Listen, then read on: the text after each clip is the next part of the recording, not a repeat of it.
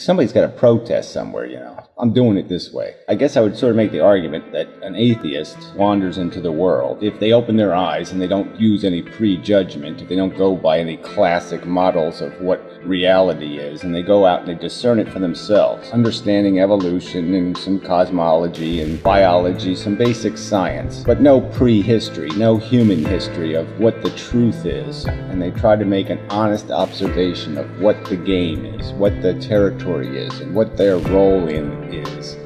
It seems pretty apparent. I mean, you look out there and you say, well, what's the important feature here? It's this comfort thing. Human beings can feel pain and human beings can feel pleasure.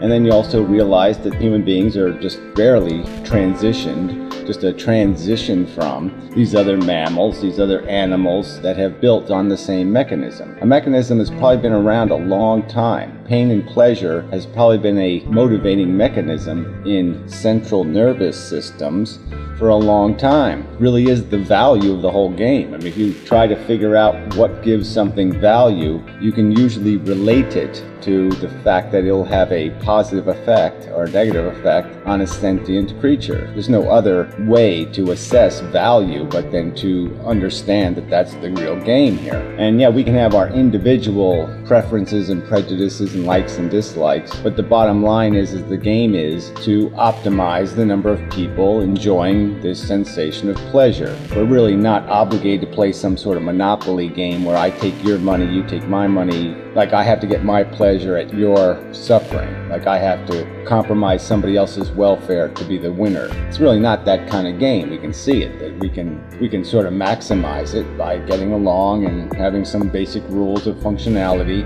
and that way we can all kind of win. It's not a winner-take-it-all kind of game. It's a game where you try to prevent the hardship, the pain, the suffering, the miseries by just creating some sort of efficient systems that have the utility of enhancing efficiency. And the efficiency is sort of going to be defined by how much pain or how much pleasure it creates.